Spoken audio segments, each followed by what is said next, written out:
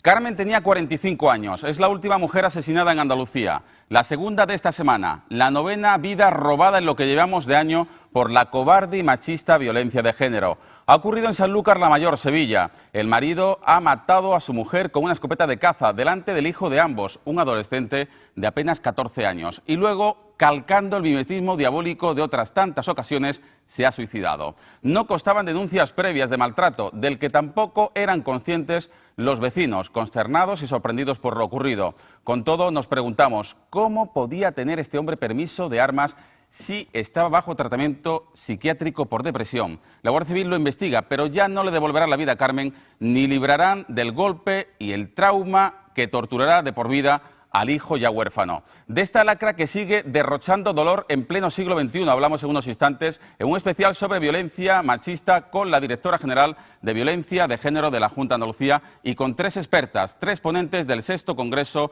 para el estudio de la violencia contra las mujeres. Con Ángeles Sepúlveda, Antonia Corona, Gloria Peter y Trinidad Núñez. Naturalmente con todos ustedes y por Andalucía, vamos esta noche y siempre, y hoy contra la violencia de género, a por todas.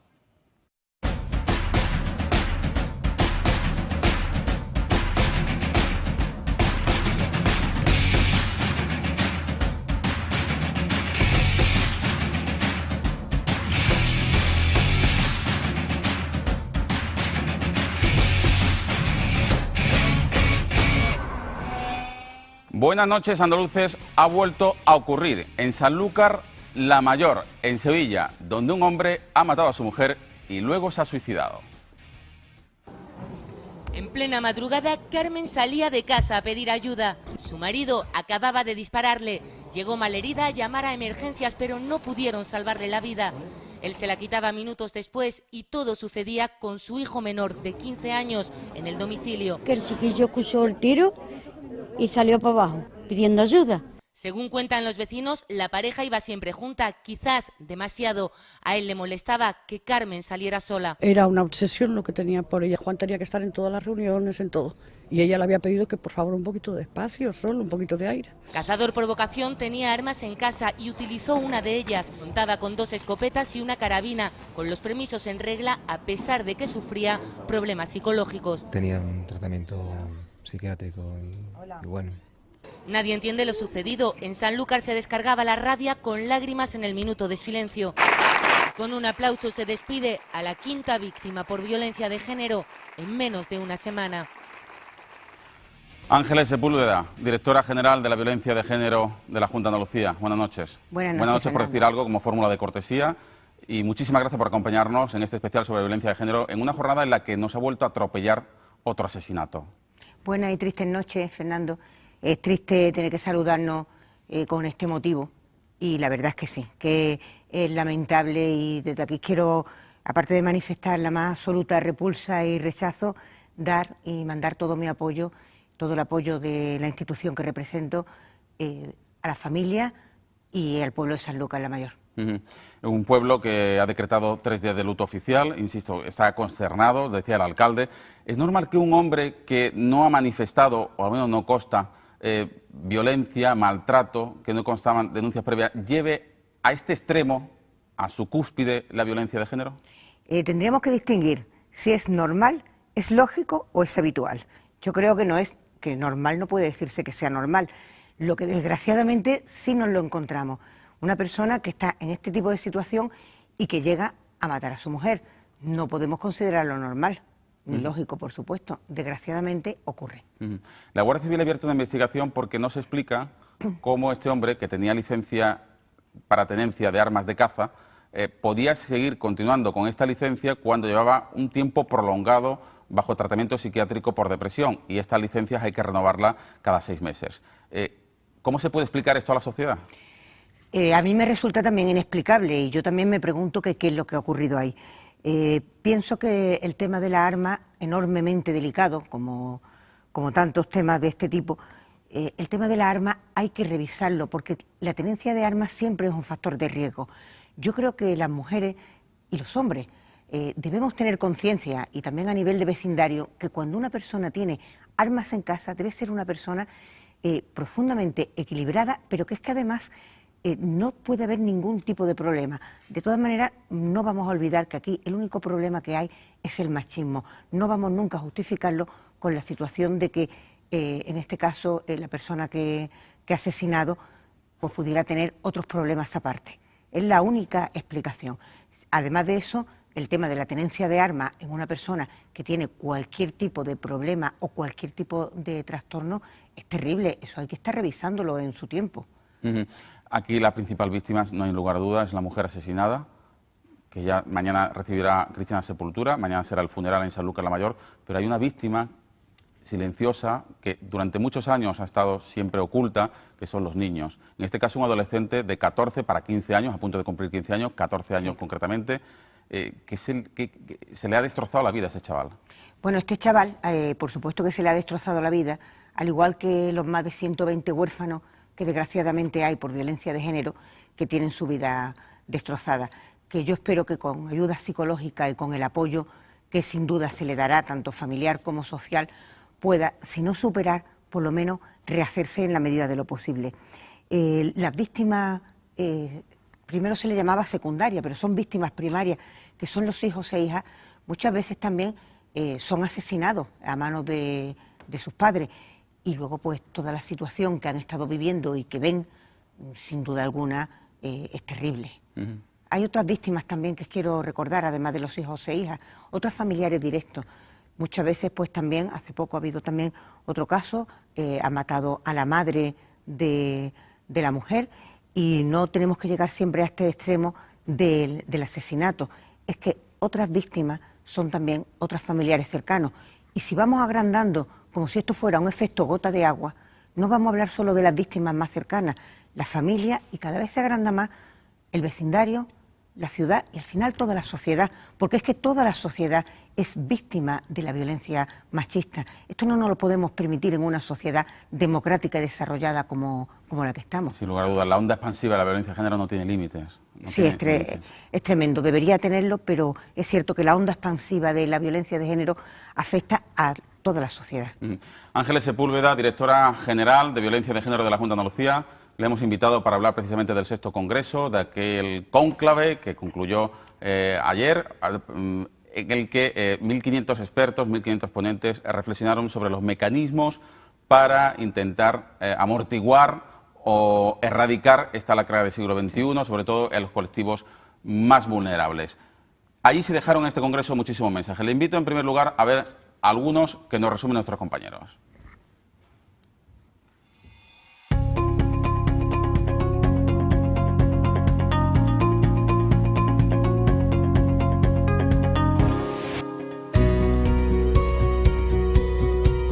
...45 víctimas por violencia de género en lo que va de 2015, 9 de ellas en Andalucía, es una cifra más que preocupante como para que se diga basta ya a una de las lacras sociales más preocupantes de nuestros días. Luchar, educar y compartir experiencias, objetivo este último del 6º Congreso para el Estudio de la Violencia contra las Mujeres, que se ha celebrado esta semana en Sevilla, centrado en las situaciones de especial vulnerabilidad. Todas las personas que estamos en el día a día no tenemos solo que pensar en educar a nuestros niños y a nuestras niñas, tenemos que pensar en educarnos continuamente para eliminar los primeros en nosotras y nosotros mismos todos estos roles y todos estereotipos que perpetúan la violencia.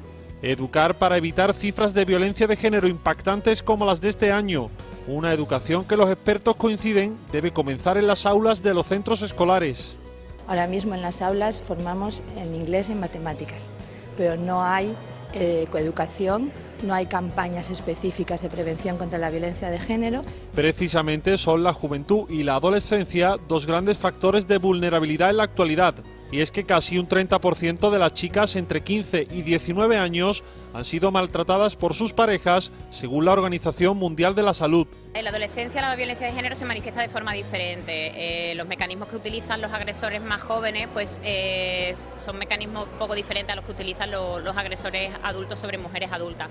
Más de 1.500 profesionales del sector han participado en este encuentro, en el que además se ha prestado atención a otras situaciones de vulnerabilidad como las mujeres inmigrantes, las reclusas y su dificultad para la inserción laboral o aquellas con certificado de discapacidad, de las que casi un 24% ha sido víctima de esta violencia de género, como también en el caso de nuestros mayores.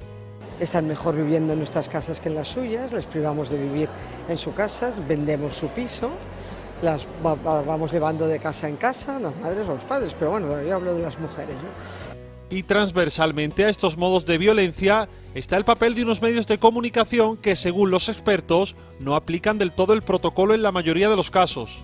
Porque muchas veces no se siguen los protocolos que existen, la terminología que se utiliza no es la adecuada, se hace un uso sesgado, no se cuenta la realidad como es, no se investiga. Jornadas de trabajo, talleres y experiencias compartidas que aunan esfuerzos para ganar la partida a la violencia, educación y también el peso de la ley. La denuncia en general sí es un método para disuadir de que la violencia de género siga avanzando, ya digo, debe estar complementado. Y luego aquellas mujeres que nunca denunciaron es que ni siquiera se atrevieron a romper el silencio y no por eso están a salvo. Y en esta realidad Andalucía, comunidad pionera en la lucha contra la violencia de género, sigue dando pasos para lograr que este tipo de violencia desaparezca de nuestro día a día, a través de la educación, la legislación y el compromiso de una sociedad que entiende que el éxito es tarea y obligación de todos.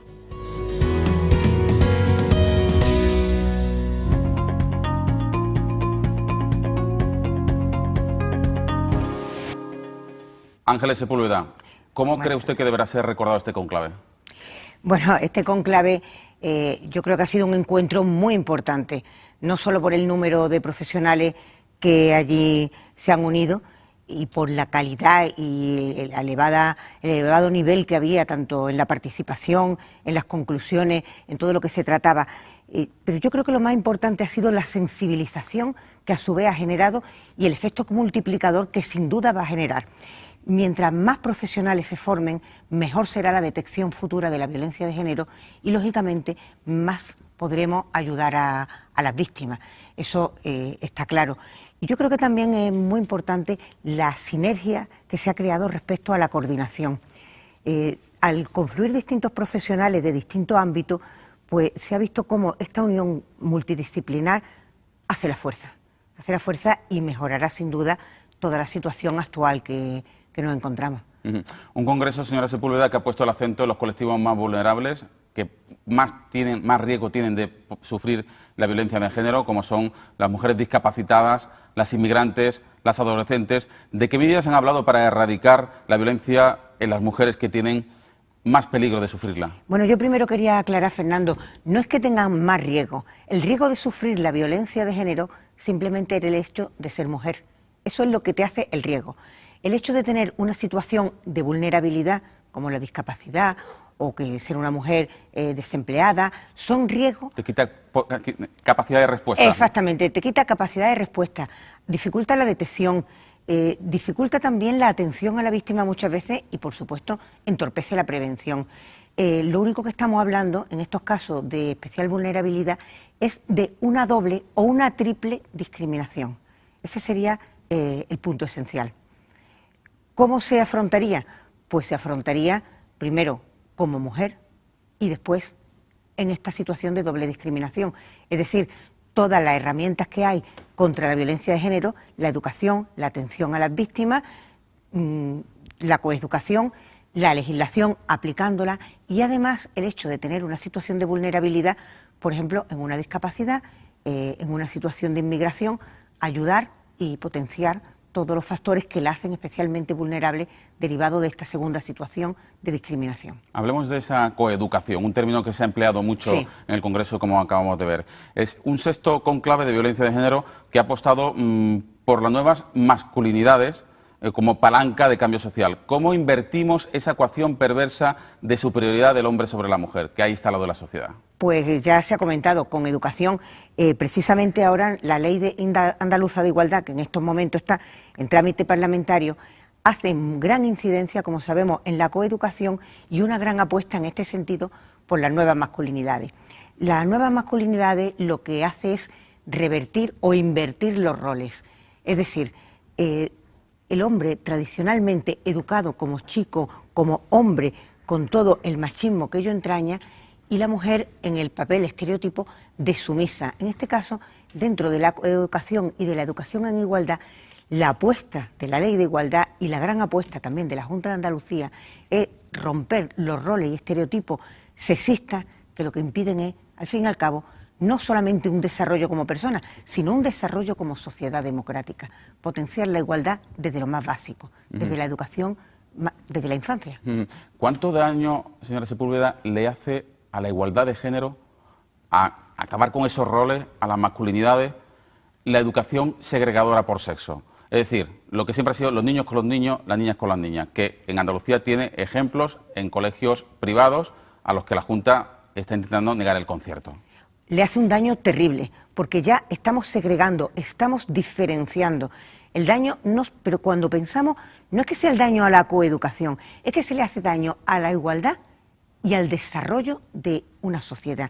Es lo que yo quiero incidir, la segregación daña a la sociedad. Por supuesto, todo lo que sea daño a la igualdad. Mira, Fernando, yo voy a poner un ejemplo, porque es que esta mañana precisamente lo he escuchado. Una persona con la que yo estaba hablando decía, ¿por qué? ¡Qué tontería! Yo me eduqué en un colegio segregado y no tengo problema.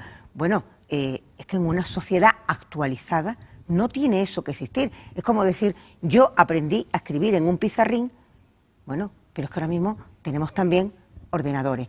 Yo lo que quería plantear es que a medida que pasa el tiempo somos más conscientes de esta necesidad de igualdad y no podemos dar pasos atrás, como se están dando, en volver a pautas educativas que se han visto que no son para nada eficaces, todo lo contrario. ¿Hay una involución en la perspectiva que tiene la sociedad sobre la violencia de género? Yo creo que hay un momento de mayor tolerancia. Por una parte... ¿Estamos perdiendo nuestra capacidad de sensibilizarnos con esta lacra? Pues yo creo que la tolerancia, más que perder la capacidad de sensibilizarnos, existe una gran tolerancia porque por cada paso adelante que damos también paso atrás. Paso atrás porque el machismo, y en este caso el patriarcado, es que no nos da tregua. No nos da tregua, Fernando. Entonces, realmente existe una gran tolerancia a todo lo que sea pues, situaciones de desigualdad, a través de los mitos, de los estereotipos, de los chistes y, por supuesto, los medios de comunicación que... Ahora hablamos de los medios de comunicación, que tenemos que hacer, evidentemente, mucha autocrítica, pero ya que, a colación de lo que usted decía de la tolerancia, que parece que hay más tolerancia de la sociedad, le quería preguntar por un estudio que hizo el Ayuntamiento de Málaga, días atrás lo conocíamos, casi la mitad de los hombres no actuaría si ve a un amigo maltratar a su pareja. Insisto, es un informe del Ayuntamiento de Málaga con encuestas a 1.500 hombres en la capital malagueña, que no creo que sea un microclima, que puede ser exportable con cifra abajo, cifra arriba al resto de Andalucía y al resto de España. Y le pregunto, ¿cómo se puede explicar este alto grado de aceptación y permisividad social? Porque yo creo que no se tiene todavía la clara conciencia que estamos ante un delito y ante un atentado a los derechos humanos. Si nos extrapolamos a otro delito, un robo o cualquier otro, sí se actuaría. Entonces, ¿aquí por qué existe esa permisividad? Yo creo que es por la falta de conciencia de que realmente esto es un problema social, un hecho delictivo, insisto, y un atentado a los derechos humanos. Por tanto, existe poca conciencia y, por tanto, tolerancia. Hace falta conciencia de la sociedad y también hace falta de los partidos políticos, de las instituciones, de las administraciones públicas todas, un gran pacto de Estado, que supongo que usted apoyará, ¿no? Por supuesto, la presidenta de la Junta de Andalucía lo dijo en el Congreso, la necesidad de un gran pacto de Estado a nivel nacional. Ella ha hecho la propuesta desde la Junta de Andalucía para esta lucha para la erradicación de la violencia de género. Fernando, es que si no unimos todas nuestras fuerzas políticas y, por supuesto, las de todas y cada una de las personas de la ciudadanía, es que no vamos a conseguir erradicar esta violencia.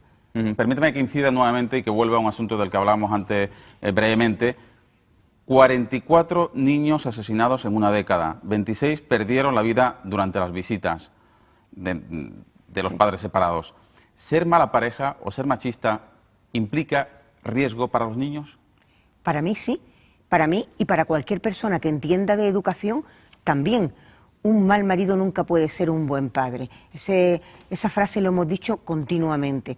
Y luego además aquí quiero hacer incidencia en lo que es la idea social. Fíjate, de todas las órdenes de protección que tenemos registradas en el punto de coordinación de las órdenes de protección, solamente un tanto por ciento muy pequeño, el 0,3 aproximadamente, hay suspensión del régimen de visita. O sea, que estamos haciendo una protección, dando una orden de protección a la madre y permitiendo paralelamente las visitas de los hijos a sus padres un porcentaje maltratadores. De un 3%. Un 0,3, perdona. Un 0,3. ¿Son los hijos los grandes olvidados? Yo creo que son los grandes olvidados, bueno,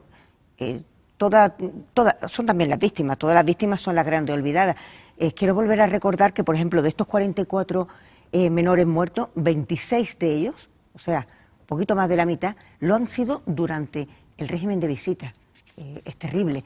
Yo creo que es la falta de conciencia a veces también del peligro que tenemos los profesionales a nivel de aplicación de ley, a nivel de conciencia ciudadana también en general.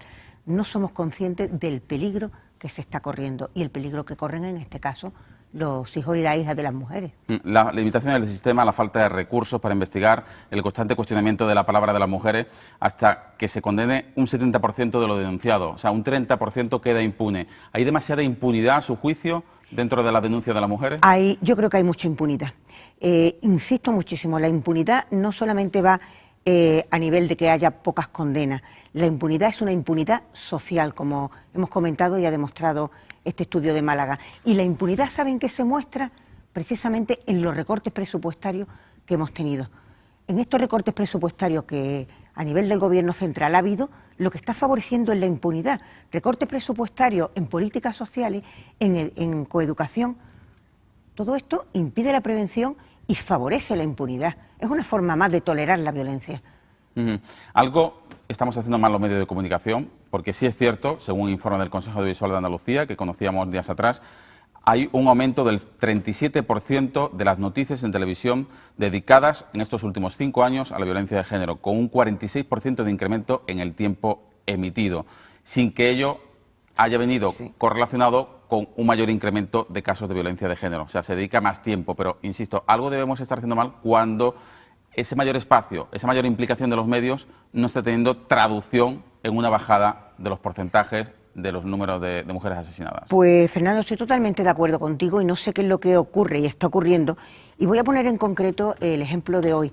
Hemos estado analizando en el Instituto Andaluz de la Mujer que en general el tratamiento, no quiero señalar a nadie, por supuesto, pero en general el tratamiento informativo de este último y desgraciadísimo caso de Sanlúcar la Mayor ha sido un tratamiento, bueno, no idóneo, por llamarlo de alguna manera. Desde determinadas entrevistas por la calle, en vez de buscar a lo mejor a los profesionales que puedan dar una opinión, hasta incluso he visto en artículos de opinión, que podemos leer ahora, unos artículos de opinión que yo no comprendo, o sea, que no solamente estoy hablando del tratamiento de la noticia, es el artículo de opinión también que se permite. Hoy decía un compañero de redacción, estaba escribiendo la noticia, redactándola, decía, la mujer ha muerto como consecuencia de los disparos de su marido. Digo, ha muerto no, ha sido asesinada. Claro. O sea, que también el lenguaje hay que cuidarlo mucho en ese sentido. Ángeles Sepúlveda, directora general de Violencia de Género de la Junta de Andalucía, ha sido un placer contar con usted esta noche. También tuvimos la oportunidad de contar con usted el año pasado, precisamente por esta misma fecha. Muchas gracias por acompañarnos, buenas noches y muchísima suerte en esta tarea, que la va a necesitar. Muchas gracias. Venga, volvemos en 4 minutos con 3 ponentes que estuvieron en el 6º Congreso y que nos van a ilustrar, al igual que Ángeles Sepúlveda, los mensajes que se dijeron en ese conclave.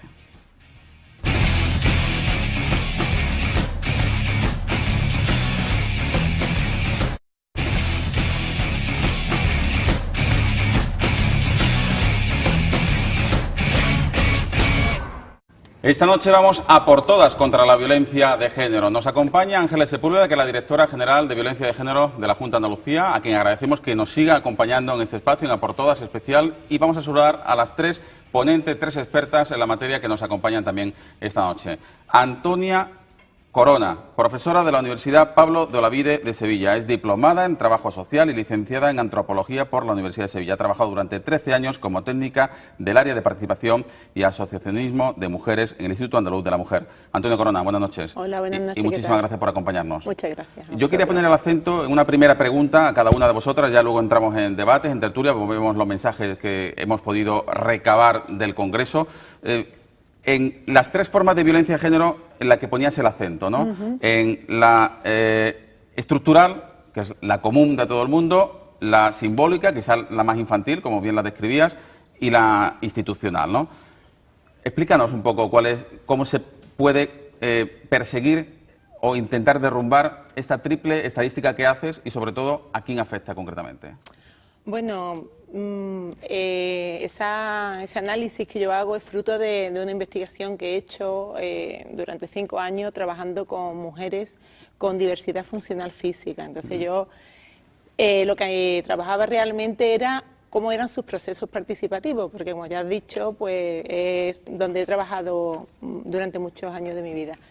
Y entonces, hablando con ellas y en sus discursos, lo que salía constantemente es que para ellas poder participar socialmente sufrían pues muchos obstáculos, muchas limitaciones, y unas de un carácter y otras de otro, y algunas de ellas incluso hablaban de violencia, de maltrato. Y bueno, intentando pues organizar su discurso y el análisis, y siguiendo a Bourdieu, que es un gran sociólogo que ha investigado mucho sobre la dominación masculina, tiene un libro que se llama así, pues me ayudó mucho a estructurar el análisis. Entonces salían eso, la violencia simbólica como aquella más invisible, ¿no?, más naturalizada, que se ejerce y la gente no toma conciencia, y muchas veces ni siquiera las propias víctimas. Después la violencia estructural, que es la que forma parte de este sistema, que como habéis dicho anteriormente, pues es un sistema patriarcal que está atravesado pues desde todas las bases. Y después la institucional, ¿no?, que también muchas veces es muy inconsciente y no nos damos cuenta cómo la escuela contribuye a esa violencia, cómo las administraciones, el Estado, la familia, ¿no?, que tú dices, bueno, la familia de entrada, y sin embargo, pues dependiendo del tipo de familia, y después, bueno, pues otras instituciones como la Iglesia y tal, que también los medios de comunicación, ¿sabes? Bueno, vamos a seguir hablando contigo, Antonia Corona. Muchísimas gracias por acompañarnos esta noche. También saludamos a Gloria Peter, que es la presidenta de la Asociación de Mujeres Entremundo. Gloria, buenas noches. Hola, buenas Muchísimas noches. gracias por acompañarnos. Tú pones el acento fundamentalmente en la especial vulnerabilidad de las mujeres inmigrantes que sufren violencia de género. ¿Cómo pueden superar o cómo se les puede animar a superar el miedo añadido que ellas tienen de, en muchas ocasiones, no tener papeles, estar de manera irregular en el país donde son violadas, donde sufren violencia de género, para que no sean repatriadas, ¿no? Muchas de ellas sí tienen miedo el hecho que no tienen permiso de residencia de denunciar el agresor, porque tienen miedo que le devuelvan a sus países. Las mujeres inmigrantes sufren 2 veces la violencia porque añora su familia, su país. El idioma también es otro obstáculo que hace que las mujeres inmigrantes no desconocen a veces las leyes que le protegen, y eso hace que las mujeres inmigrantes se ven más en situación peor que la mujer autóctona, y luego al no tener su familia. Y el problema también que sufren las personas inmigrantes es el rechazo desde la población de receptor, ¿no? La discriminación hace que las mujeres inmigrantes se sienten todavía más desventaja en el tema de violencia de género. Y también son víctimas de la tradición familiar, de la tradición cultural de algunos países en los que la dominación del hombre parece que está instalada y consensuada y está bien vista. Pues no está bien vista, porque el hecho que la mujer, en caso, digamos, mujer africana, desde que nace, ¿no?, está educada para respetar a los padres, el marido, las personas mayores, y entonces tal vez para ellos se creen que violencia, que el que le maltrata no es... que no es la importancia los maltratos, el maltratador. Hasta cuando ya empieza a relacionarse con las personas de aquí es cuando se da cuenta que es víctima de violencia de género. Y luego muchas veces las mujeres inmigrantes quieren separarse, pero lo que pasa es que los padres desde sus países de origen se reúnen entre los 2 padres, tanto de ella como de él, obligarla a retirar la denuncia, retirada que no debe denunciar o no debe a llevar a su marido, a permitir que su marido vaya a la cárcel, y eso hace que la mujer inmigrante tiene que obedecer a la familia, porque las 2 familias deciden sobre ella. Y luego otra cosa es el dote. Muchas veces aquí, aunque vivimos aquí en España o en Andalucía, la hora de bodas tradicionales mandan el dinero a sus países, a sus familiares, sus casas, para casarse, para pagar el dote ahí con la familia. Y cuando la mujer quiere separarse, los padres no pueden devolver ese dinero a la familia del marido, entonces tiene que aguantar. Y otro caso es la reagrupación familiar. el hecho que la mujer viene a través de su marido, depende tanto permiso de residencia de marido, y entonces eso también impide que la mujer puede separarse de su pareja. Son todos obstáculos. Son todos obstáculos, sí. Gloria Peter, presidenta de la Asociación de Mujeres Entre Mundo. Muchísimas gracias por acompañarnos. Gracias. Y también saludamos a Trinidad Núñez, es doctora en Psicología, profesora titular de la Universidad de Sevilla. Buenas noches, Trinidad. Hola, buenas noches. Y muchísimas gracias por acompañarnos. Primer punto de contacto con Trinidad Núñez, fundamentalmente, usted pone el acento en que todas las mujeres son vulnerables en los medios de comunicación, que los medios hacemos muy mal nuestro trabajo, no hay que hacer autocrítica, como decíamos antes con Ángeles Sepúlveda, y que prácticamente estamos perpetuando los símbolos sexistas. Bueno, yo creo que no he podido decir que todos los medios de comunicación lo hacen mal, porque sería injusto para los medios. No, yo justo puse ejemplos donde es la ciudadanía la que lo hace mal. Somos la ciudadanía la que leemos mal porque estamos mal formadas. A veces, muchas veces, los medios de comunicación hacen un mal tratamiento, un tratamiento disfuncional, pero muchas otras veces es la propia ciudadanía que lo hace mal. Puse el ejemplo del titular Alabao vence y Trujillo queda sexto en Palma. Ese es un titular impecable, hecho estupendamente bien por la persona que lo firmara. Cuando leemos ese titular, las personas que no sepan nada de vela automáticamente van a entender que Alabao es un varón.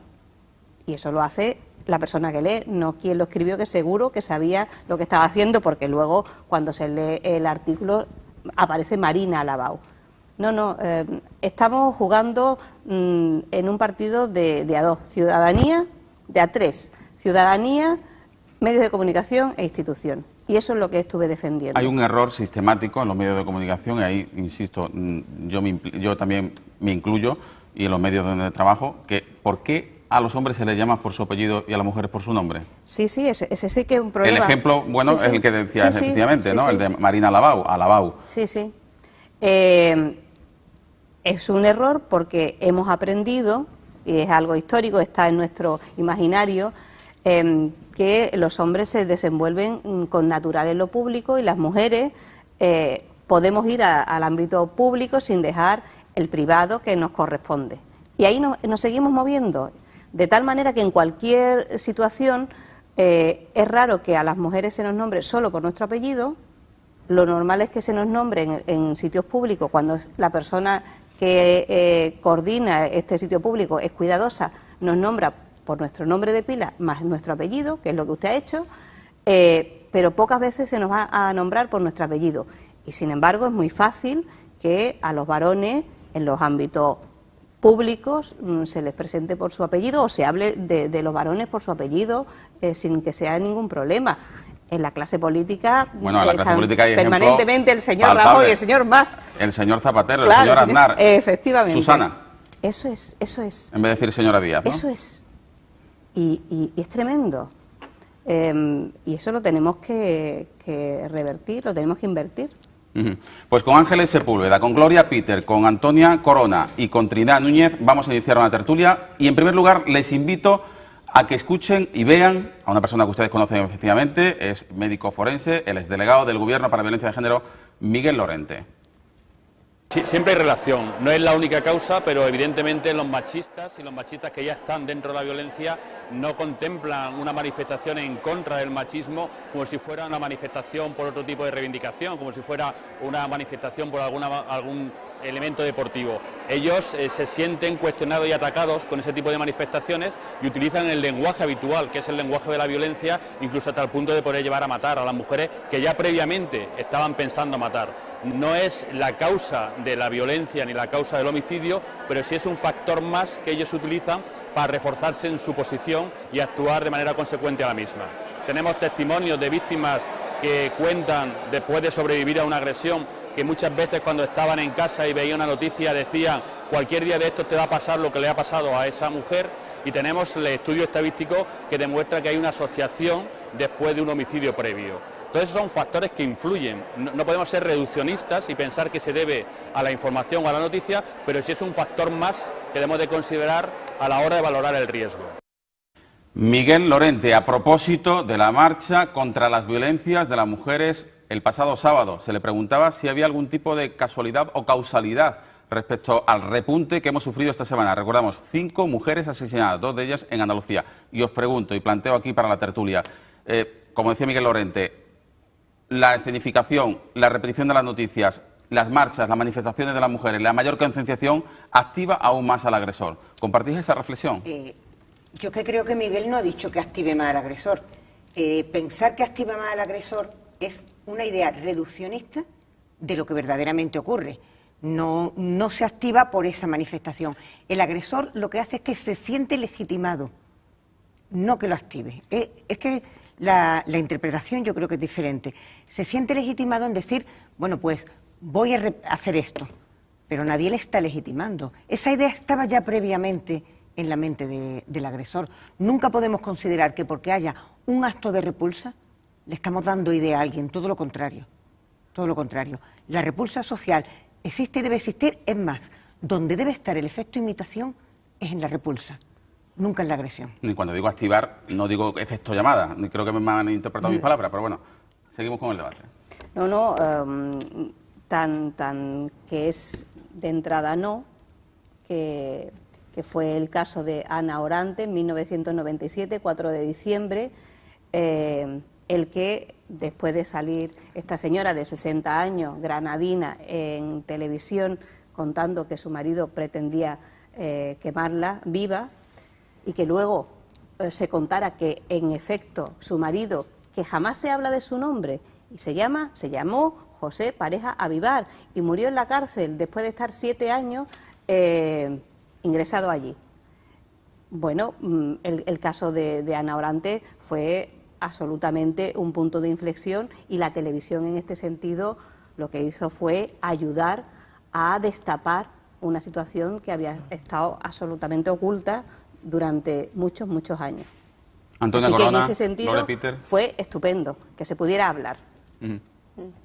Yo coincido con lo que ha comentado la directora general y Trinidad. Yo creo que esa actitud machista, violenta que tienen los hombres está ahí. Ese imaginario que también lo dice Miguel Lorente, ¿no? La maté porque era mía. Es decir, ellos sienten que las mujeres somos objetos, que no somos sujetos, que no tenemos derechos y que, pues, como somos objetos, igual que tú puedes coger un muñeco y partirlo en dos, pues tú puedes coger una persona, en este caso de sexo mujer, y hacer con su vida lo que a ti te dé la gana. Porque muchos matan y después se matan. Es como, porque no consideran, y yo creo que esa es realmente lo que hay que denunciar y lo que hay que destapar.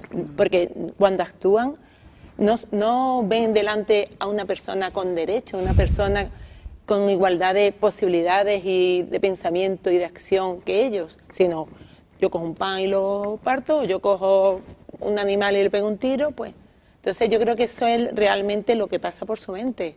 No tenemos derecho a decidir por nosotras mismas.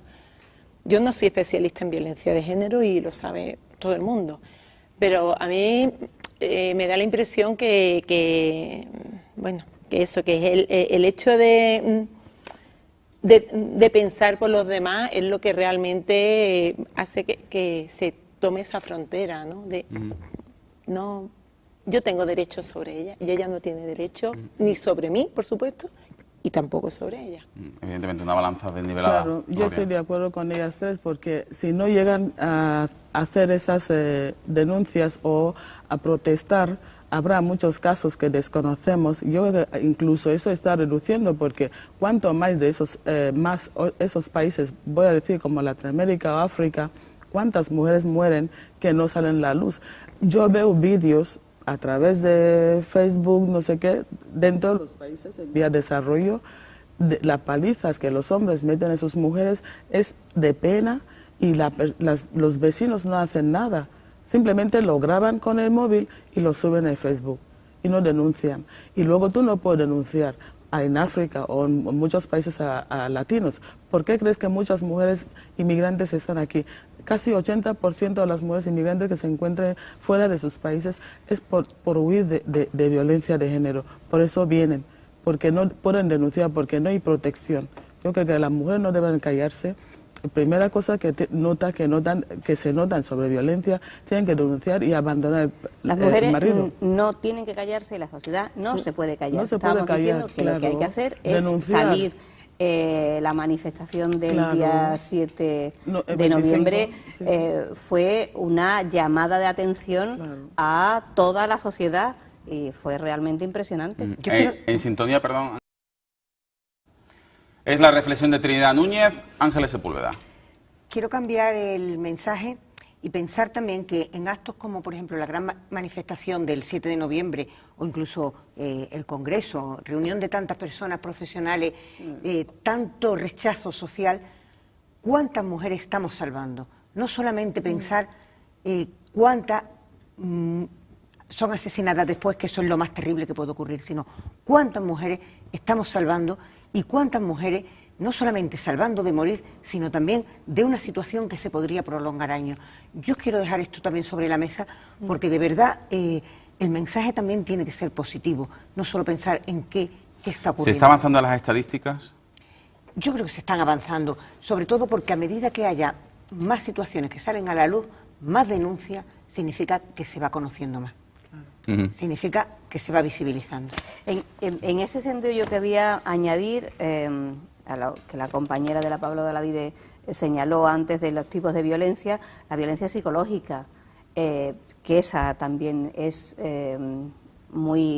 está muy soterrada, pero que tiene consecuencias devastadoras. Y dentro de ellas, la verbal, la emocional y la social. Y todas tienen matices que hacen sufrir muchísimo a las mujeres. La idea es eso, que de pronto se den cuenta de que están siendo violentadas y que tengan la posibilidad de salir. Hablando de esa violencia psicológica, vamos a escuchar a Ana Freisas, que decía que las jóvenes sufren mayor violencia psicológica que otros tramos de población, pero las mayores sufren la ceguera de la sociedad y solo así se explica en ocasiones la asunción de roles intolerables. Bueno, las relaciones de pareja son formas ya tan institucionalizadas, son tantos años, son mujeres que han estado programadas para el sacrificio, para la entrega, para ceder su tiempo, y entonces son mujeres que en ese sentido pues consideran normal lo que no es normal, ¿no? Y hay un silencio muy grande respecto a esto. Claro, luego nos sorprendemos de que un señor de 80 ha matado a otra señora de 78 o de 82, da igual. Ángeles. Yo quería llamar la atención sobre un tipo de violencia que no se conoce tanto, pero que es lo más frecuente entre el personal joven, entre nuestras jóvenes y adolescentes, que es a través de las redes sociales, a través de las nuevas tecnologías. Todo lo que es el insulto, el acoso, la opresión, la coacción y el control. Se puede seguir ejerciendo control a través del botón del móvil. Eso... Yo creo que no hay tanta conciencia social y que nuestras jóvenes y nuestros jóvenes no tienen todavía la conciencia de que es un instrumento, las redes y bueno, las nuevas tecnologías que tan magníficas son, pero que también pueden ser un instrumento, un arma de violencia. Precisamente en ese aspecto se ponía el acento el año pasado, en el Congreso del año pasado, ¿no? Supongo que todos conoceréis casos sangrantes, ¿no? De jóvenes adolescentes que son controladas por sus parejas con el móvil y ellas responden que es porque me quieren, ¿no? ¿Cómo se responde, cómo se explica a esa chica que eso no es amor, que eso es control, que eso es dominación? A ver, fácil no es. Si fuera fácil, pues estaría posiblemente resuelto. Es verdad que lo que estamos haciendo es trabajar mucho en centros educativos, con dinámicas de grupo, con hacer pensar a ellos y a ellas juntos. Hablabais antes en tu entrevista de la importancia que ha tenido escuelas que han segregado, y bueno, pues en ese sentido lo mejor es trabajar emociones a través de la reflexión y a través de los propios medios de comunicación. Yo tengo aquí una transcripción que dura 2 segundos de la película Crepúsculo.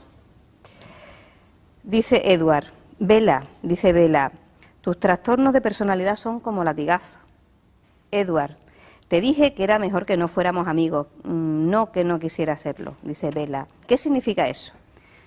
Significa que si fueras lista, te alejarías de mí. Digamos por placer de discutir que no soy lista. ¿Me dirías la verdad? Dice Edward. No, seguramente no. Prefiero oír tus teorías. Bella dice, se me había ocurrido arañas radioactivas, kriptonita. Edward, son cosas de superhéroes, ¿no? ¿Y si yo no soy el héroe? ¿Y si soy el chico malo? No, no lo eres. La impresión que quieres causar es eso, pero en realidad es para alejar a la gente de ti. Películas como esta... Película, por cierto, fenómeno de masa Claro, adolescente. eso es. Películas como esta hacen que las chicas entiendan que los malotes son los guays. Y hace que los chicos piensen que ser malote es guay. Este es un problema que hay que desmontar. A mí me pareció muy interesante cuando estoy hablándole de cuestiones como esta a estudiantes de comunicación audiovisual y les cuento una escena de Crepúsculo, Amanecer 1, una escena de sexo entre los dos cuando ya se han casado, porque es cuando pueden tenerlo, y les había pasado completamente desapercibido que él le pega y ella sale como ratones. Y sin embargo ella está loca, babeando detrás de él, diciendo, pero ¿y no vamos a tener más? Y él le dice, pero ¿tú no te das cuenta de la fuerza que yo tengo? Mis estudiantes no habían valorado en absoluto esas escenas, no la habían registrado. Se trata de hacer visible lo invisible. Venga, vamos a hacer una pausa obligada para la publicidad. Me pedía la palabra Antonia Corona, pues volvemos con Antonia Corona, con Ángeles Sepúlveda, con Gloria Peter y con Trinidad Núñez. En 4 minutos volvemos y seguimos hablando sobre la violencia de género.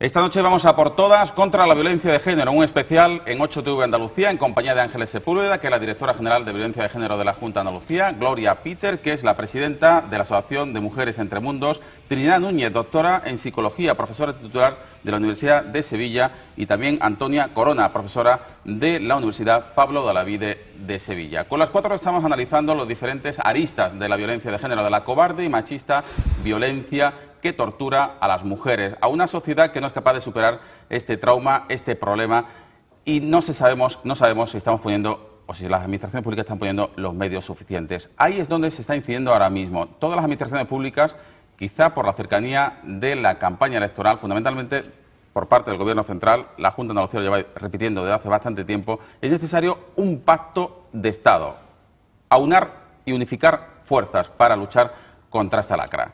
Susana Díaz, el pasado lunes, en la inauguración del 6º Congreso de la Violencia de Género. Por eso creo que llega el momento, tarde, pero que ya es urgente, de que haya un pacto de Estado. Un pacto de Estado frente a lo que es la mayor vergüenza social que tenemos en estos momentos.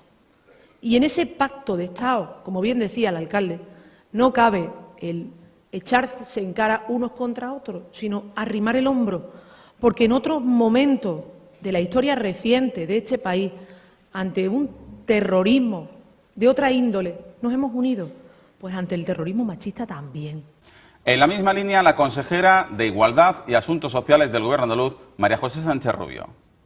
Y hablamos de las mujeres más jóvenes, hablamos de las mujeres que tienen alguna discapacidad, las personas mayores, las víctimas de explotación sexual y trata. Es decir, aquellas situaciones que hacen aún más difícil a las mujeres salir de esta dificultad. Y finalmente, además, se está llegando a la conclusión de que es muy complejo, que es un problema estructural, pero del que se puede salir y decirle a las mujeres, aprovechar desde aquí, que hay que pedir ayuda. Pacto de Estado. ¿Es necesario? ¿Es urgente? ¿Cuál es vuestra opinión al respecto? Ángeles. Urgente y necesario. Lo ha dicho muy claro la presidenta de la Junta de Andalucía. Pacto de Estado. Y si es tan urgente y tan necesario, ¿por qué no se ponen de acuerdo las administraciones? ¿Por qué no se ponen de acuerdo ustedes con el Gobierno central y el resto de comunidades autónomas? La Junta de Andalucía ha hecho la propuesta. Ahora tiene que haber voluntad, no solamente de palabras, sino voluntad real, voluntad política de hacerlo. Quiero recordar que la propuesta ya está hecha desde la Junta de Andalucía. Ese pacto, ¿dónde debería pivotar? ¿Dónde debería descansar? ¿Cuáles serían los pilares fundamentales a vuestro juicio? Desde mi punto de vista tiene que ser un pacto transversal, porque el problema, como hemos dicho, permea en todo. En las escuelas, los medios de comunicación, en la educación, en la familia. Entonces tiene que ser transversal en todo. Por eso es que ese pacto de Estado terminaría o podría ayudar a paliar mucho pues, esta situación. Y no debemos de dejar vamos, no podemos olvidar que estamos en una sociedad que es machista y esa sociedad machista atraviesa también todas las instituciones. Entonces, esa resistencia viene del sistema en el que estamos, ¿no?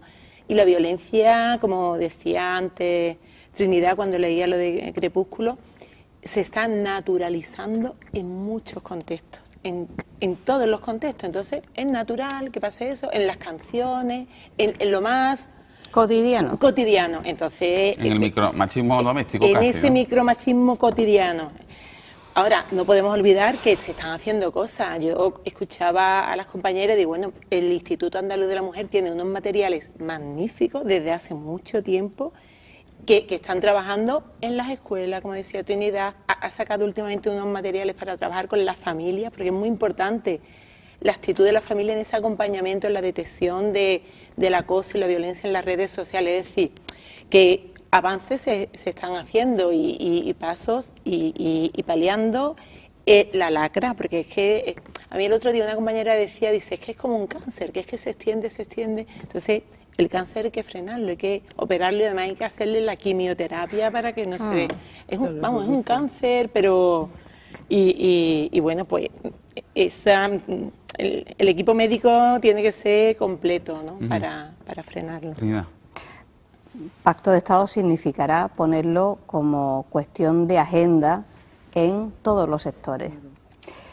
Tengo que decir además aquí en la mesa que cuando Ángeles Sepúlveda reconocía que ha habido sinergia entre profesionales en el Congreso que ha concluido ahora, tengo que decir que he recibido varios correos de personal sanitario, personas a las que no conozco de nada, que me han enviado pantallazos de noticias de prensa online.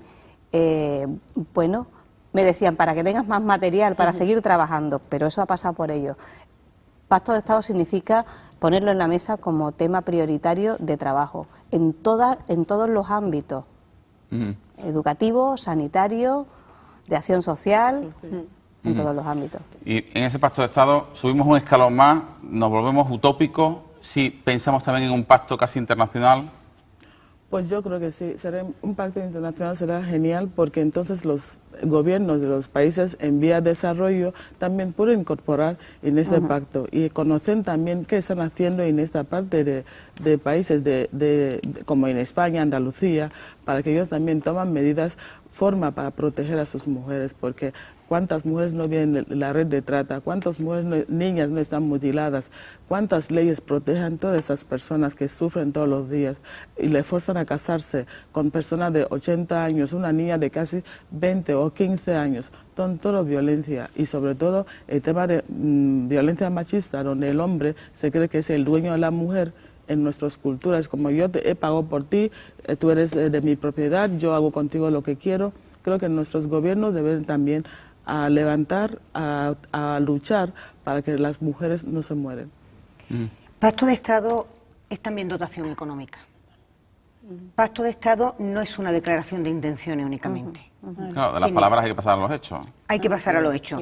Hacer leyes, por ejemplo, lo que ha ocurrido... Como se decía, la prueba del algodón son los presupuestos. Efectivamente, los presupuestos y la aplicación de esto. Por eso insisto, incluso sacar leyes que dicen esta ley no tiene dotación económica, como por ejemplo la última reforma que hemos tenido con el tema de menores. Sí, una bonita declaración de intenciones, pero necesitamos una dotación económica, lo cual quiere decir nada de recortes en igualdad, nada de recortes en políticas sociales. Hablabas en estos momentos de los menores, hacías una breve apelación a eso. Antes te preguntaba sobre los grandes olvidados, los niños, 44 asesinados en los últimos 10 años, en la última década, 26 perdieron la vida durante las visitas paternales.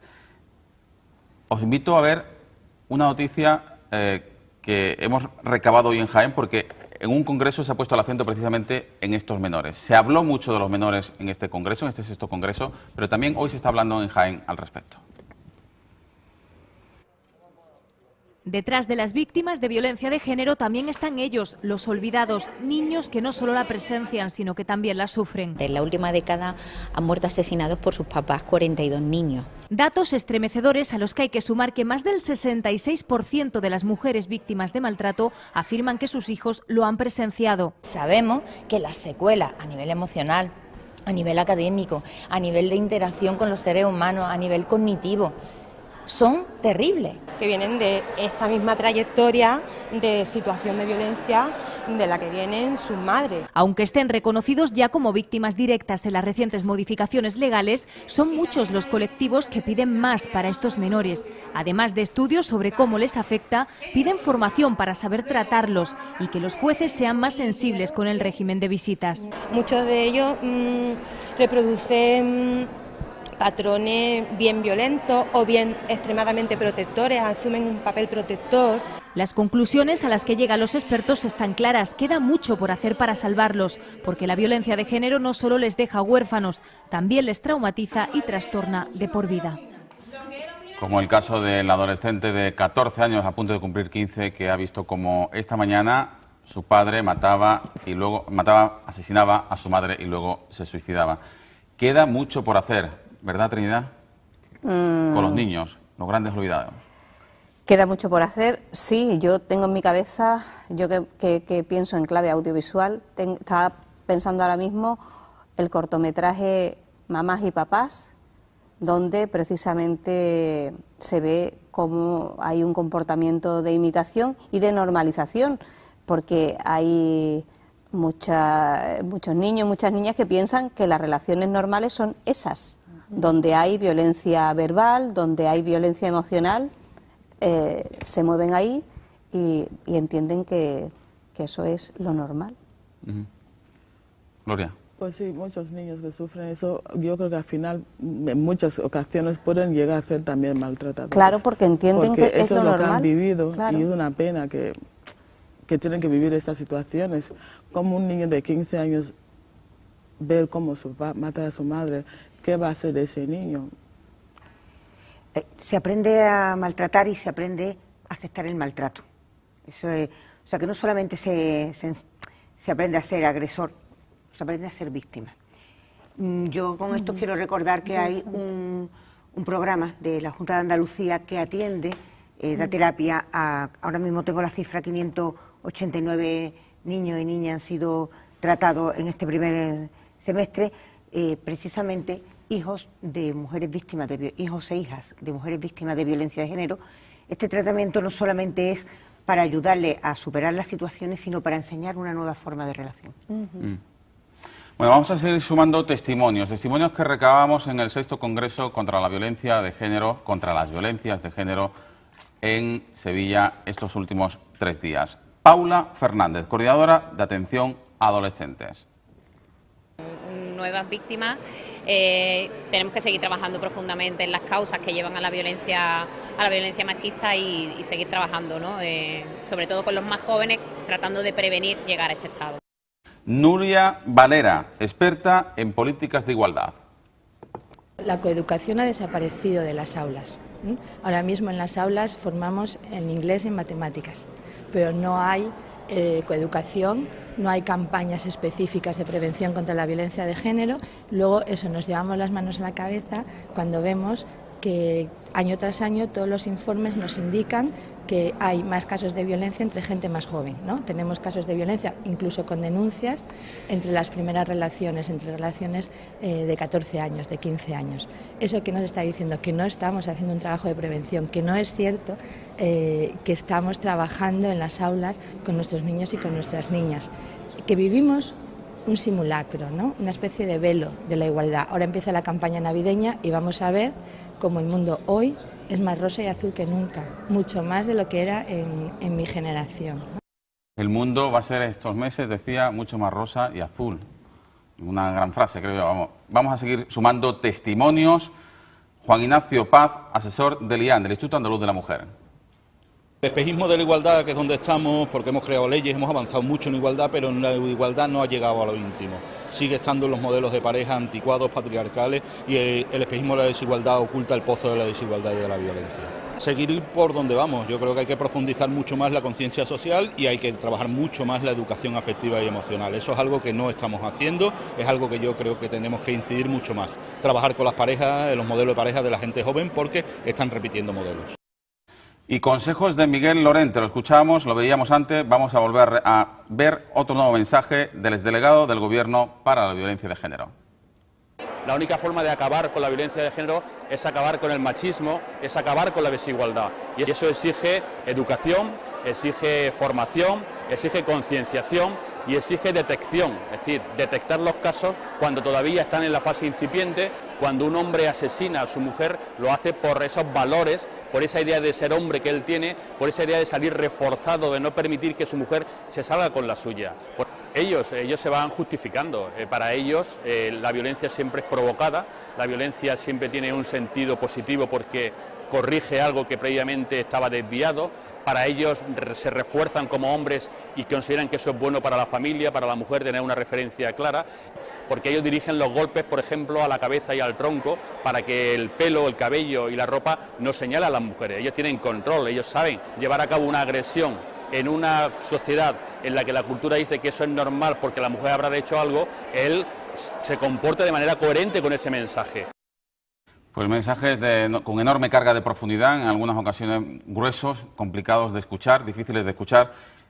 Y también ponía el acento Miguel Lorente en la imposibilidad de que el 70% de las denuncias sean falsas, como se ha llegado a decir. Es imposible que conozcan un 70% de denuncias falsas cuando la Fiscalía General del Estado y el Consejo General del Poder Judicial reflejan que las denuncias falsas representan el 0,01% del total de denuncias y cuando sabemos que solamente se denuncian el 20% de todas las denuncias que hay. En España hay 600.000 casos de violencia de género cada año y se denuncian unos 120.000. Pensar que lo que no termina en condena es denuncia falsa es otro mito, otra manipulación que ha hecho el machismo a través del posmachismo. El posmachismo, ¿existe ese posmachismo? ¿Lo sentís, Ángeles? Totalmente. El posmachismo existe y a diario se muestra en todos los micromachismos que se están viviendo. Claro que sí. ¿Dónde ponéis el acento? De los diferentes mensajes que hemos estado viendo en los últimos minutos, ¿qué os ha llamado más la atención? Yo creo que cómo se siguen perpetuando esos ejes de violencia, ¿no? Esos hábitos, y además cómo hay un retroceso. Yo creo que el problema que también se está detectando, Ángeles lo comentaba antes, ¿no? La reducción en los presupuestos, que cada vez disminuyan más las partidas en políticas sociales, en políticas de igualdad, pues eso incide que bueno, no se pueda seguir incidiendo, no se pueda seguir previniendo, trabajando, interviniendo y tratando, entonces se crecen, ¿no? Yo creo que es como un acicate, un aliento para que se crezcan en esas actitudes machistas. Yo estaba repasando los tipos de micromachismo que hay y a mí me sigue todo esto, yo estoy incómoda, porque hablar de estas cuestiones me sigue trastocando. Recordaros que existe un micromachismo utilitario, que significa escaquearse de las responsabilidades domésticas, el varón, porque está cansado, porque ha llegado tarde, porque tiene mucho que trabajar. El micromachismo encubierto, que son los silencios, el no hablar, porque no merece la pena, la rutina, las infidelidades. El micromachismo coercitivo, controlar el dinero, controlar la vestimenta, controlar de incluso pequeños caprichos, no comas chocolate que vas a engordar. Y el micromachismo de crisis, que es no negociar. Eso lo dejaremos para otro día. Todos estos comportamientos dirigidos por los varones están en nuestra vida diaria y no somos conscientes de que eso va minando no solo la relación de pareja, sino la propia salud de la mujer que lo vive. Gloria. Pues el tema estoy de acuerdo con Trinidad, lo que está diciendo, lo de control sobre las llamadas, no come eso, no te viste así, la falda, no ponga falda, ponte pantalón, no te maquilla, no pinta las caras o los labios. Eso hace que la mujer también se siente, muchas mujeres te dicen, no ves que tú estás vieja, has tenido niños, nadie te va a mirar la cara. Hace que la mujer cada vez se sienten que realmente no valen para nada. Y eso habrá que luchar, de verdad, como dicen, que hay que luchar, denunciar constantemente. Y para que eso no siga ocurriendo, que no se pueden callar todos esos tratos que pueden pensar una mujer que no es importante, ¿no? O que son cosas pasajeras, pero no es, porque al final te hunde en un pozo y te cuesta difícil a salir. Nos quedan tan solo 2 minutillos antes de la columna de cierre que va a firmar esta noche, como siempre, los jueves o los miércoles, en esta ocasión los jueves, Mercedes de Pablo. Os pido un último mensaje, de manera genérica, a los telespectadores que nos están viendo, a los andaluces que nos están viendo. ¿Qué mensaje lanzaríais de concienciación, de ánimo a las víctimas? Por cierto, no hemos recordado durante todo el programa un teléfono muy importante, el 016, que es gratuito y que no deja rastro en la factura telefónica. 016. Todas las mujeres, todos los niños, todos los hombres pueden denunciar cualquier tipo de maltrato, de violencia de género en ese teléfono. Insistimos, es gratuito y no deja rastro en la factura telefónica. Último mensaje de Ángeles Sepúlveda. Mensaje a las víctimas que no están solas. Mensaje a los hombres que se autodetecten también, y las mujeres también, que nos autodetectemos y nos autoeduquemos continuamente en unas relaciones en igualdad y en una base de igualdad real. Antonia Corona. Yo el mensaje es, tenemos que salir a la calle y tenemos que unirnos. Yo creo que una clave para que estas prácticas no prosperen es que las mujeres nos contemos, nos apoyemos. Yo creo mucho en el mundo asociativo, en el mundo de la participación social, en la sororidad entre mujeres. Entonces yo creo que además está demostrado que las mujeres que participan en asociaciones, en grupos, sufren menos violencia y además están más fuertes a la hora de denunciarlo y a la hora de detectarlo. Entonces, salir a la calle y unirnos. Y que los hombres también se unan. Hay grupos de hombres por nuevas masculinidades, hay foros de hombres por la igualdad y están haciendo un trabajo muy interesante para detectar esos machismos que tienen interiorizados porque vivimos en ese modelo y están trabajando en ello. Trinidad Núñez, brevemente. Formación, seguimiento institucional, acción ciudadana. Gracias por tu concisión. Ejercicio de concisión que también le pido a Gloria Pítara. Que las mujeres no están solas, que tienen siempre apoyo tanto de la Junta de Andalucía como del Ayuntamiento, y los vecinas pido también que miran más hacia la mujer inmigrante porque es como una parte olvidada, porque se creen que no somos personas, que también sufren muchas mujeres inmigrantes violencia doble, tanto de sus países de origen como aquí. La última opinión de la noche, la firma Mercedes de Pablos.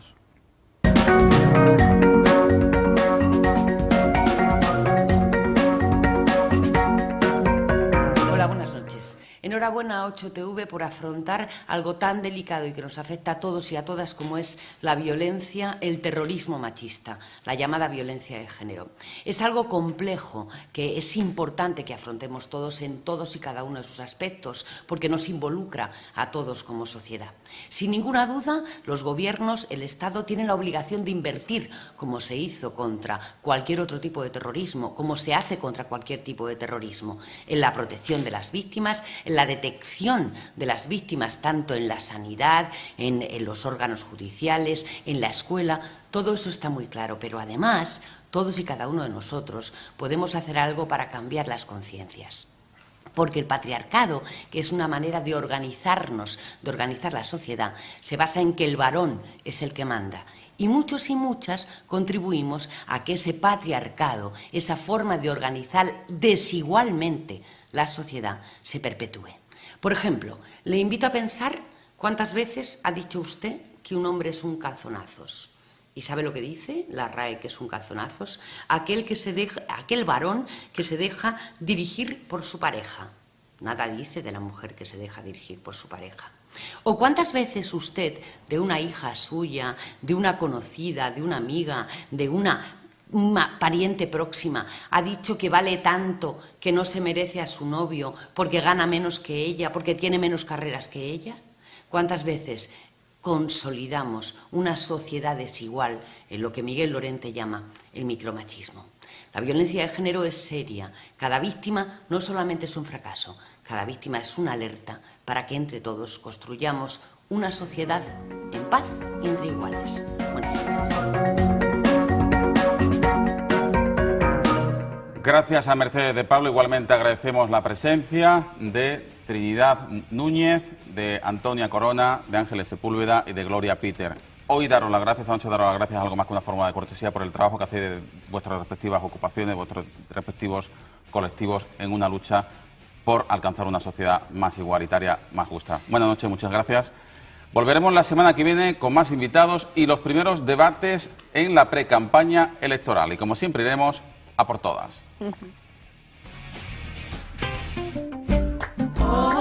Compromiso de una sociedad que entiende que el éxito es tarea y obligación de todos.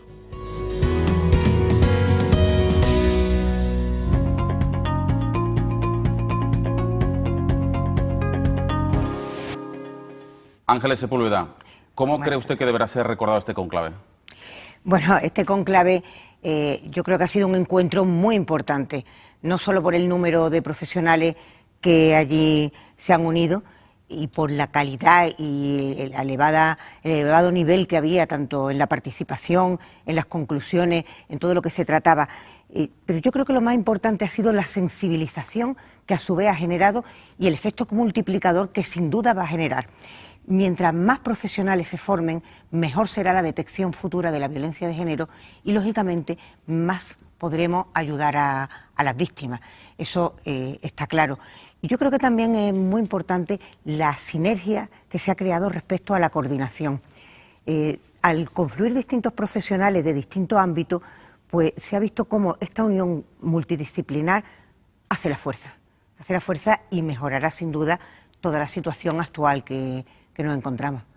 Un congreso, señora Sepúlveda, que ha puesto el acento en los colectivos más vulnerables, que más riesgo tienen de sufrir la violencia de género, como son las mujeres discapacitadas, las inmigrantes, las adolescentes. ¿De qué medidas han hablado para erradicar la violencia en las mujeres que tienen más peligro de sufrirla? Bueno, yo primero quería aclarar, Fernando, no es que tengan más riesgo. El riesgo de sufrir la violencia de género simplemente era el hecho de ser mujer.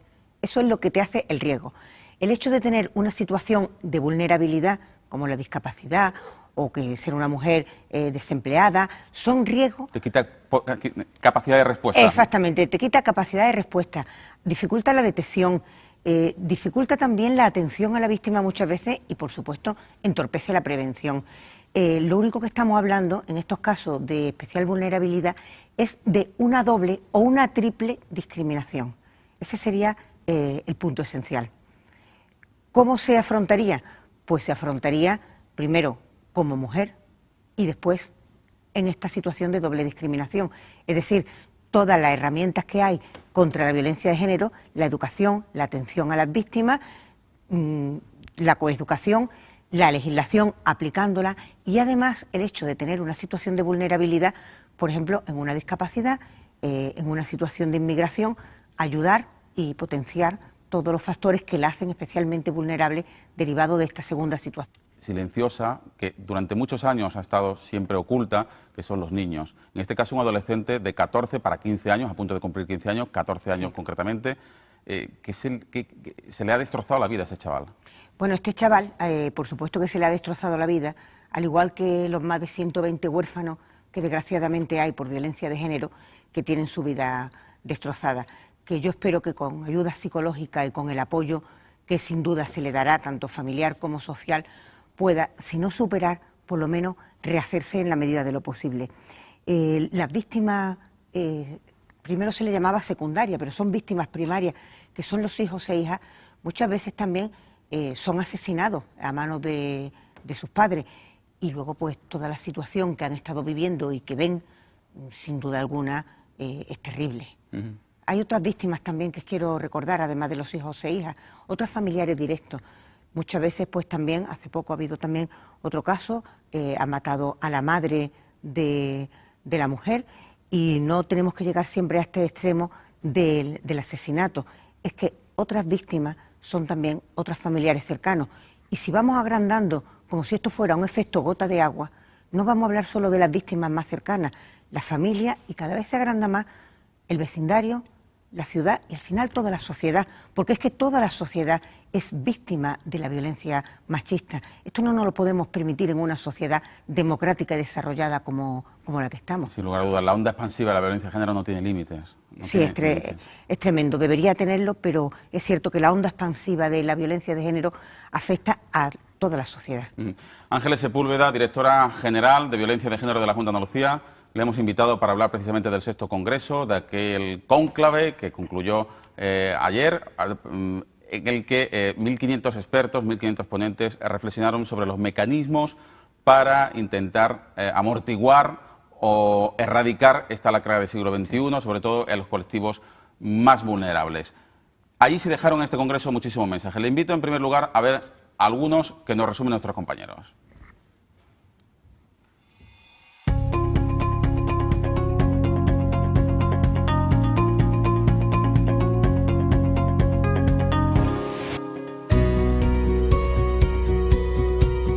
...45 víctimas por violencia de género en lo que va de 2015, 9 de ellas en Andalucía, es una cifra más que preocupante como para que se diga basta ya a una de las lacras sociales más preocupantes de nuestros días. Luchar, educar y compartir experiencias, objetivo este último del 6º Congreso para el Estudio de la Violencia contra las Mujeres, que se ha celebrado esta semana en Sevilla, centrado en las situaciones de especial vulnerabilidad. Todas las personas que estamos en el día a día no tenemos solo que pensar en educar a nuestros niños y a nuestras niñas, tenemos que pensar en educarnos continuamente para eliminar los primeros en nosotras y en nosotros mismos todos estos roles y todos estereotipos que perpetúan la violencia.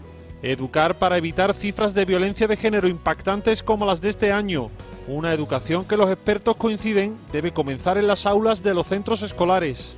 Ahora mismo en las aulas formamos en inglés y en matemáticas, pero no hay coeducación, no hay campañas específicas de prevención contra la violencia de género. Precisamente son la juventud y la adolescencia dos grandes factores de vulnerabilidad en la actualidad. Y es que casi un 30% de las chicas entre 15 y 19 años han sido maltratadas por sus parejas, según la Organización Mundial de la Salud. En la adolescencia la violencia de género se manifiesta de forma diferente. Los mecanismos que utilizan los agresores más jóvenes pues son mecanismos poco diferentes a los que utilizan los agresores adultos sobre mujeres adultas. Más de 1.500 profesionales del sector han participado en este encuentro, en el que además se ha prestado atención a otras situaciones de vulnerabilidad como las mujeres inmigrantes, las reclusas y su dificultad para la inserción laboral o aquellas con certificado de discapacidad, de las que casi un 24% ha sido víctima de esta violencia de género, como también en el caso de nuestros mayores. Están mejor viviendo en nuestras casas que en las suyas, les privamos de vivir en sus casas, vendemos su piso, las vamos llevando de casa en casa, las madres o los padres, pero bueno, yo hablo de las mujeres, ¿no? Y transversalmente a estos modos de violencia está el papel de unos medios de comunicación que, según los expertos, no aplican del todo el protocolo en la mayoría de los casos. Porque muchas veces no se siguen los protocolos que existen, la terminología que se utiliza no es la adecuada, se hace un uso sesgado, no se cuenta la realidad como es, no se investiga. Jornadas de trabajo, talleres y experiencias compartidas que aunan esfuerzos para ganar la partida a la violencia, educación y también el peso de la ley. La denuncia en general sí es un método para disuadir de que la violencia de género siga avanzando, ya digo, debe estar complementado. Y luego aquellas mujeres que nunca denunciaron es que ni siquiera se atrevieron a romper el silencio y no por eso están a salvo. Y en esta realidad Andalucía, comunidad pionera en la lucha contra la violencia de género, sigue dando pasos para lograr que este tipo de violencia desaparezca de nuestro día a día, a través de la educación, la legislación y el compromiso. Carmen tenía 45 años, es la última mujer asesinada en Andalucía, la segunda de esta semana, la 9ª vida robada en lo que llevamos de año por la cobarde y machista violencia de género. Ha ocurrido en Sanlúcar la Mayor, Sevilla. El marido ha matado a su mujer con una escopeta de caza delante del hijo de ambos, un adolescente de apenas 14 años, y luego, calcando el mimetismo diabólico de otras tantas ocasiones, se ha suicidado. No constaban denuncias previas de maltrato, del que tampoco eran conscientes los vecinos, consternados y sorprendidos por lo ocurrido. Con todo, nos preguntamos, ¿cómo podía tener este hombre permiso de armas sí estaba bajo tratamiento psiquiátrico por depresión. La Guardia Civil lo investiga, pero ya no le devolverá la vida a Carmen ni librarán del golpe y el trauma que torturará de por vida al hijo ya huérfano. De esta lacra que sigue derrochando dolor en pleno siglo XXI, hablamos en unos instantes en un especial sobre violencia machista con la directora general de Violencia de Género de la Junta de Andalucía y con 3 expertas, 3 ponentes del 6º Congreso para el estudio de la violencia contra las mujeres. Con Ángeles Sepúlveda, Antonia Corona, Gloria Peter y Trinidad Núñez. Naturalmente con todos ustedes y por Andalucía, vamos esta noche y siempre, y hoy contra la violencia de género, a por todas.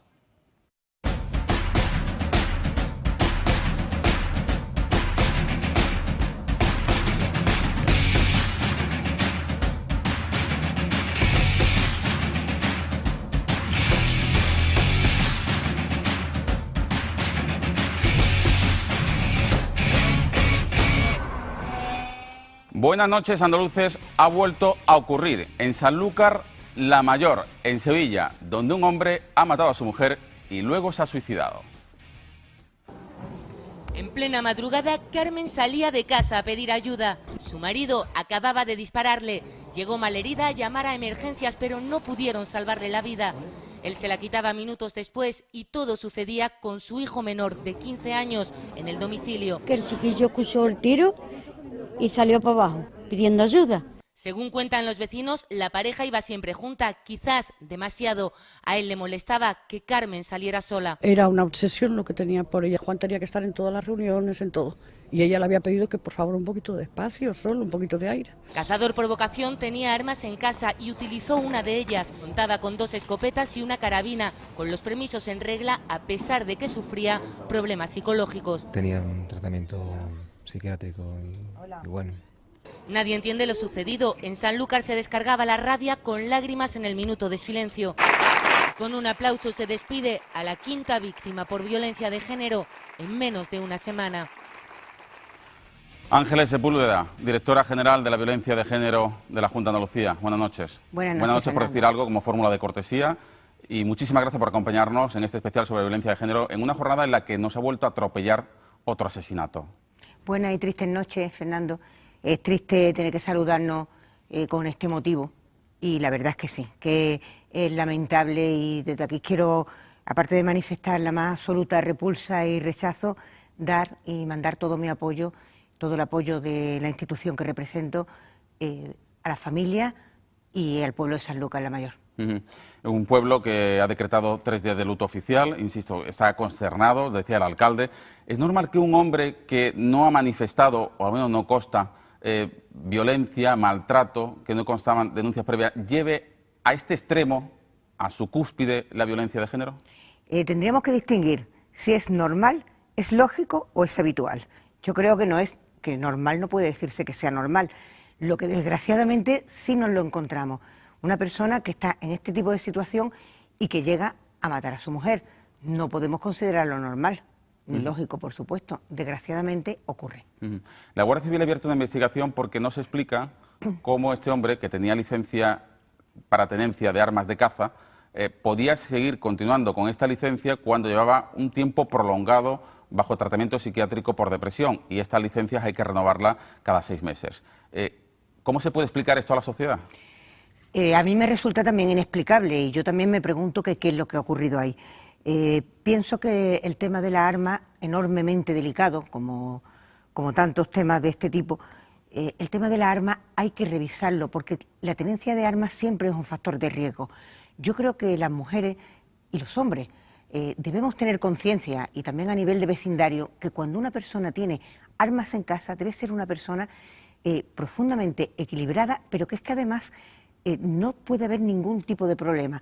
De todas maneras, no vamos a olvidar que aquí el único problema que hay es el machismo. No vamos nunca a justificarlo con la situación de que, en este caso, la persona que ha asesinado pues pudiera tener otros problemas aparte. Es la única explicación. Además de eso, el tema de la tenencia de armas en una persona que tiene cualquier tipo de problema o cualquier tipo de trastorno es terrible. Eso hay que estar revisándolo en su tiempo. Aquí la principal víctima, no hay lugar a dudas, es la mujer asesinada, que ya mañana recibirá cristiana sepultura, mañana será el funeral en Sanlúcar la Mayor, pero hay una víctima